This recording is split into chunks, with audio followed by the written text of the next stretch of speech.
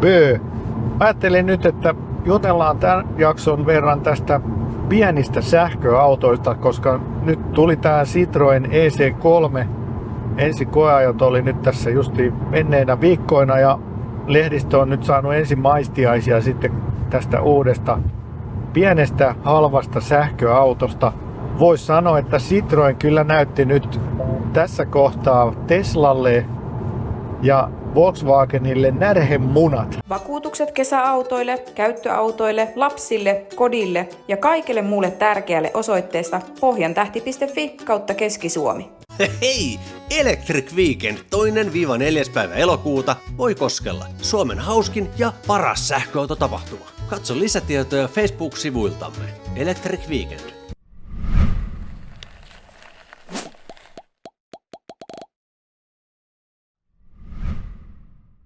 Joo, Tesla ja Volkswagenhan on tässä jo vuosia kertonut siitä, että kuinka heiltä tulee pieniä sähköautoja ihan kohta.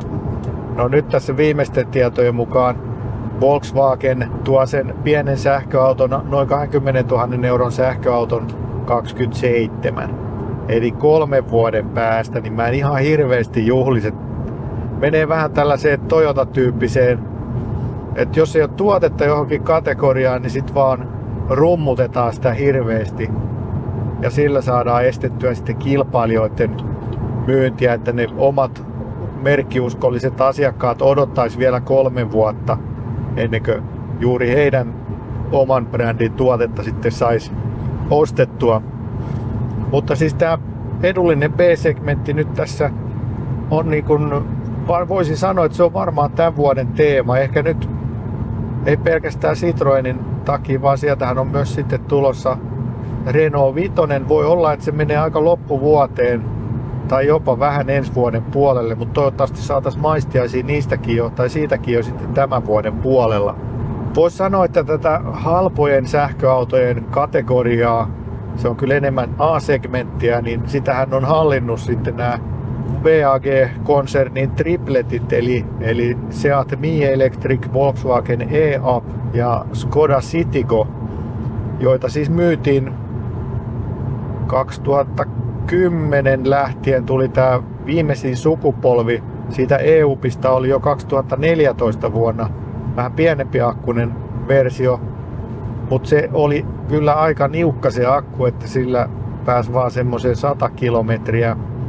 Nyt sitten tämä uusin sukupolvi, niin siinähän oli 33 kilowattia akkua ja kotilataus, aselataus oli 7,2 kilowattia ja pikalatausteho oli aika vaatimaton 40 kilowattia, eli pikkusen ne ominaisuudet oli siinä kintaalla, mutta kyllähän ne monelle toimii, niin kuin meidänkin perheessä on se Seat Mii-palvelu todella hyvin. Ja itse asiassa pojalla on ollut myös tässä nyt, onkohan pari vuotta jo ollut toi samanlainen Seat Mii, ja voi sanoa, että on ollut kyllä viat vähissä, että on ollut todella huoletonta ajoa, että jo muutama semmonen takaisinkutsu takukorjaus on ollut, mutta ei oikeastaan mitään sellaista, mikä olisi niin kuin omistajaa muuten huolettanut, kun että totta kai se pitää sitten kuljettaa se auto sinne takuuhuoltoonkin. Ja tosiaan meillä kun on ne Seatit just sen takia, että niissä on 5 vuoden takuu, niin se on ollut kyllä tosi kova juttu. Olen kuullut, että EUPista on mennyt sitä sisäistä latauslaitetta ja sitten se on ollut 2 tonnia sen hinta, mutta siinäkin on sitten valmistaja tullut vähän vastaan. Ja tuossa tripleteissä, niin tälleen kesäkeleissä, niin se toimintasäde voi olla jopa 250 kilometriä. Se kulutus on kyllä kesällä todella pientä, se on siellä 11-12 kilowattitunnin nurkilla. Mutta sitten talvella se kyllä kutistuu aika reippaasti se toimintasäde, koska siinä ei ole akun lämmönhallintaa oikeastaan ollenkaan ja se sitten jää sellaiseen ehkä jopa reippaaseen 100 kilometriin kovilla pakkasilla se toimintasäde ja kulutus on siellä jopa yli 20 kilowattitunnin nurkilla. No sitten tässä on ollut myöskin näitä Dacia Springejä jonkun verran liikkunut käytettyjen markkinassa, koska niitä ei ole Suomeen uutena tuotu.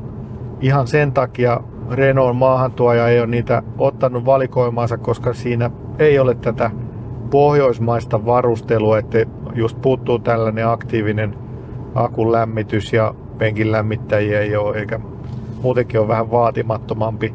Eli ne on kaikki näitä harmaa tuontiautoja ja siinä on sitten se ongelma, että jos sellaisen Dacia Springin ostaa ja siihen tulee joku korjaus, niin taitaa olla sitten Virossa se lähin valtuutettu huoltoliike, että Suomen maahantuoja huoltoliikkeet ei niitä pysty korjaamaan eikä halua korjata, koska ei ole heidän valikoimassaan. Mutta nyt sitten tämä, mikä tuli tämä EC3 Citroën, niin tämähän varsinkin nyt markkinoinnissa on sanottu, että tässä on nyt Euroopan halvin sähköauto. Ja näinhän se nyt onkin, koska triplettien myynti on jo loppunut. Ja Dacia Springistä taisi tulla uusi sukupolvi, mutta sitä ei täällä Suomessa meillä saa. Ja Citroën EC3 on kuitenkin Euroopassa valmistettu auto. Varmasti myös PYDltä on tulossa tänä vuonna ehkä sitten se tällainen A-luokan, A-segmentin pieni sähköauto hintaluokkaan 20 000. Ja mä uskoisin, että ne pystyy painaa sen hinnan vielä vähän Citroenin alle. Ei mulla ole nyt mitään tietoa, mutta tää on vaan mun arvausta. Mutta jos nyt vielä katsotaan Citroen EC3, niin kyllähän siinä on niinku speksit kohdallaan. Siinä on 44 kilowattituntia akkua, 100 kilowattia pikalatausteho, eli se on kyllä ihan kohtalainen matkantekolaitekin jo sitten noilla spekseillä.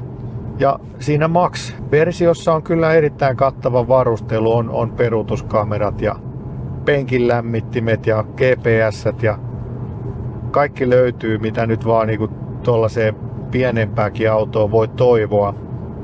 Ja tila on yllättävän hyvin taakse saatu laitettua, että myös takapenkkiläisille on ihan kohtalaiset jalkatilat. Ja 310 litraa tavaratilaa, niin se ei ole ollenkaan huono.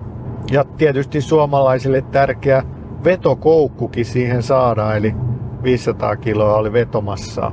Ja siinä on myös tällainen rautafosfaattiakku, litium-rautafosfaattiakku, joka on sitten myös huoleton latauksien suhteen. Sen voi ladata aina täyteen, jolloin se koko kapasiteetti on aina käytettävissä. Ja myös pitäisi kestää lataussyklejä selvästi enemmän kuin nämä perinteisemmät akkukemiat. Mutta sitten se pikkusen, mihin mä petyin siinä, niin oli se, että yhtäkkiä se 20 000, mitä mainostettiin 20 000 euron autona, niin jos se nyt haluaa, että siinä on radio ja penkin lämmittäjät, niin silloin on pakko ottaa se Max-versio ja sen hinta onkin sitten aika lailla 30 000 euroa. Et siitä on tulossa vielä 30 kilowattituntinen akku, eli vähän pienempi. Et voisi olettaa, että sitten se menee sinne noin 25 000 euroa Max-varustelullakin. Mutta se varustelu oli kyllä mulle ainakin niin askeettinen, että mä en kyllä oikeastaan sitä pystyisi ottamaan meidän perheen autoksi.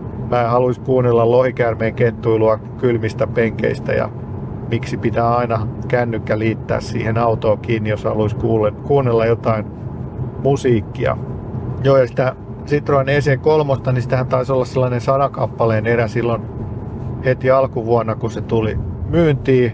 Se on mennyt ja nyt sitten myydään jo seuraavaa erää ja niitä varmaan tuossa syys-lokakuun vaihteessa sitten alkaa tulla ensimmäiset asiakasautot ja päästään sitten täällä Suomen kamarallakin koeajamaan niitä vähän enemmän. Ja myös se talvitestaushan on sitten mielenkiintoista, että miten se range sitten alkaa kutistumaan siellä kylmissä keleissä.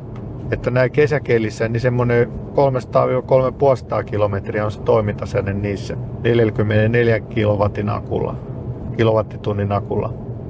Ja tietysti tämä sama Stellantiksen platformi tulee nyt sitten niin Stellantiksen muihinkin merkkeihin. Eli sieltä on tulossa Fiat Panda, varmaan aika samoilla spekseillä, Opel Frontera ja myöskin, ja varmaan hyvin samoilla spekseillä. Sitten tästä EC3 on myös tulossa tällainen reilumpi SUV-malli, mutta tietysti hinta siinä vähän sitten nousee. Et tavallaan nyt tässä kohti Citroen pääsee vähän rellestämään tässä tyhjällä kentällä, kun kilpailijat ei ole vielä tullut paikalle, mutta toivottavasti niitä kilpailijoita tulee, niin sitten se auttaisi meille kuluttajille vähän siihen hintapuoleenkin, että sitten saataisiin vähän hintakilpailua aikaiseksi. No sitten tietysti mikä nyt voisi olla sitten vaihtoehto näille pienille uusille sähköautoille luokassa 20 000–30 000 euroa, niin olisi tietysti käytetyt sähköautot samassa hintaluokassa.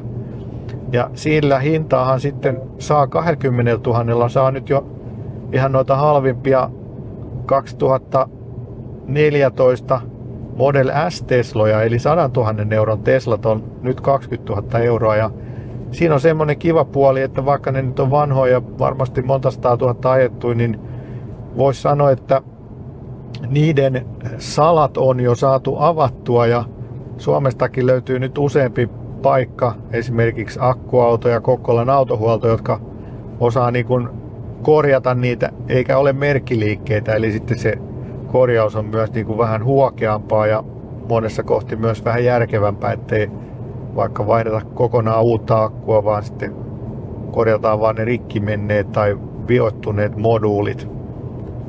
Eli tavallaan niitä osataan jo sitten jälkimarkkinoillakin korjata ja se on mun mielestä hyvä asia. Ja hinta siinä 20 000 euroa ja yhtenä hyvänä puolena myös, että niissä ensimmäisissä S-Tesloissa oli myös nämä ilmaiset Supercharger-lataukset, eli ikuiset ilmaiset lataukset ja sitähän ei saa enää mihinkään muuhun autoon millään merkillä, että se on kyllä sellainen ominaisuus, että jos paljon ajelee, niin sitä kyllä tulee sitten jo säästöjä siinäkin. Ja myöskin jälkimarkkinoilta löytyy hyvin sitten varaosia näihin kulutusosiin, jousituksen osiin, tukivarsiin ja tiedetään myöskin, että mitä ne tyypilliset viat alkaa olla, niin osataan nopeasti diagnosoida ja korjata sitten ne viat. Ja myöskin Model 3 Teslat alkaa tulla siihen ikään, eli esimerkiksi se mun takavetonen Model 3 Standard Range Tesla, niin niiden hinnat alkaa olla myös siellä 25 000 nurkilla. Niissäkin on mennyt takuu jo umpeen. Et siinä nyt sitten tietysti pieni kysymysmerkki, koska nyt ei ole vielä toistaiseksi nämä jälkimarkkinat pystynyt korjaamaan noita Model 3 akkuja, mutta tästä otetaan hyvinkin pian selvää. Käydään akkuautossa katsomassa, että miten siellä pystytään tekemään Model 3 akulle. Eli kyllä nekin salat aukeaa sieltä ja löytyy ne tavat sitten korjata niitä kohtia, mitkä sitten helpoiten niissä hajoaa. Ja varmasti moni juttu on jo siitä Model S:stä sitten opittu ja korjattu sitten sinne Model 3. Mutta onhan sielläkin näitä kitiseviä palloniveliä ja kuluvia tukivarsia. Että sellaisia tyyppivikoja on jo tunnistettu, mikä on tietysti hyvä, että ne tunnistetaan. Ja myös tietysti sitä ensimmäisen sukupolven Hyundai Konaa, sitä varmaan alkaa saada tuohon hintaluokkaan. Ioniq ja Classic Ioniqia saa, siinä on tietysti vähän pieni akku, mutta myös pieni kulutus, että siinä on myöskin tällaisia kaupunki-lähiliikenneajoa varmasti ihan päteviä laitteita. Ja pitkät takuut saattaa olla vielä niissäkin voimassa. Et se käytetty ei ole ollenkaan huono vaihtoehto, mutta ei tietenkään niin huoleton kuin tämmöinen uusi auto, jossa on pitkä takuu. Esimerkiksi nyt tähän Citroen EC3 3 vuotta 100 000 kilometriä takuu ja sen sai vielä rahalla sitten jatkettua 5 vuoteen ja 200 000 kilometriä. Niin kyllähän se silloin on aika huoletonta ajamista, kun ei tarvitse murehtia niistä mahdollisista tulevista vioista. Että itse on kyllä ainakin päätynyt tähän ratkaisuun, että näissä käyttöautoissa koetetaan pysyä aika uusissa autoissa sen takuun vuoksi, ettei tule mitään yllättäviä suuria kuluja, vaan ne on niin kuin hyvin ennalta tiedettävissä ne kuukausittaiset kulut.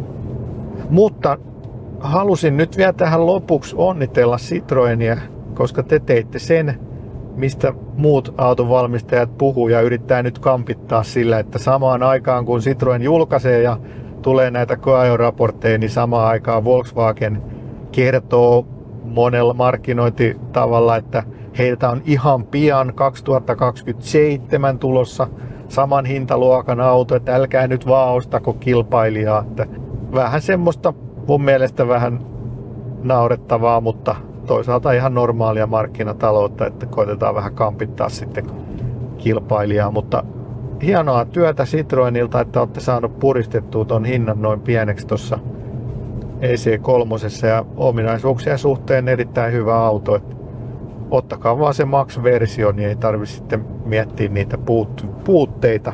Ja Citroen itsehän sanoi, että toi EC3 on voi olla heille niin kuin yhtä tärkeä auto kuin aikanaan oli rättisitikka eli CV2. Eli he odottaa, että siitä tulee kyllä todellinen massatuote. Ja nyt vielä tämän Stellantis-konsernin sisällä, kun on näitä monta merkkiä, johon sitten varmasti saadaan se sama alusta työnnettyä, niin siinä on kyllä hyviä synergiaetuja, että kyllä täytyy Stellantiksille myös nostaa hattua tästä hyvästä strategiasta. Mutta kyllähän tämä niin kun varmaan kohta, jos ei pyörikin, niin mainokset tästä EC3, niin kyllähän se niin kun demokratisoi tätä sähköautoilua, että sähköautot ei ole enää vaan eliitin yksinoikeus, vaan nyt se tulee ihan kaikelle kansalle, kun uusienkin autojen hinnat putoaa. Että mitä on nyt sitten esimerkiksi vuoden päästä näiden, 1,5 vuoden päästä, vuoden vanhana näiden EC3 hinnat, niin sieltä alkaa sitten saa jo varmasti alle 20 000 näitä autoja.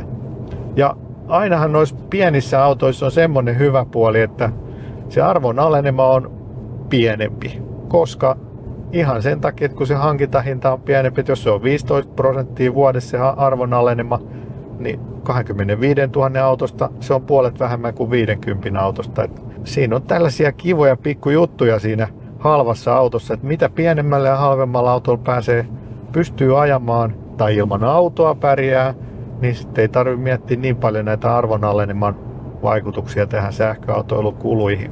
Mutta jännityksellä jäädään odottamaan, että mitä kilpailijat tuo tänä vuonna pieneen B- ja A-segmenttiin. Toivottavasti sieltä tulisi monta autoa ihan jo senkin takia itsekäistä syystä, koska meidän Seat Mii Electric pitäisi kohta vaihtaa uudempaa, mutta toistaiseksi se on kyllä ollut hinta niin kuin ominaisuudet ja laatu on ollut kyllä siinä erittäin kohdallaan. Että edelleenkin niin mehän maksettiin siitä noin 18 000 euroa silloin uudesta autosta ja on ollut kyllä hyvä peli, että niitäkin kannattaa nyt katsoa, ne alkaa olla jo siellä reilusti alle 15 000, 10 ja 15 000 välissä nyt sitten niiden käytettyjen hinnat, että siinä on hyvä auto ja vielä saattaa olla monta vuotta takuutakin jäljellä, niin jos sellainen ominaisuuksien puolesta vaan riittää, niin kehotan käymään koeajolla taas. Mutta me palataan sitten Suomen koeajoon EC3 osalta ja kaikkien muidenkin merkkien, mitä tässä nyt tänä vuonna tulee pieniä autoja. Eli pysy kanavalla, harkitse vakavasti kanavan tilaamista, käy kommentoimassa mikä on sun veikkaus, mitä kilpailijoita tähän pieneen A- ja B-segmenttiin tulee tänä vuonna ja käy tykkäämässä videosta ja palaamme seuraavalla videolla. Pöi pöi!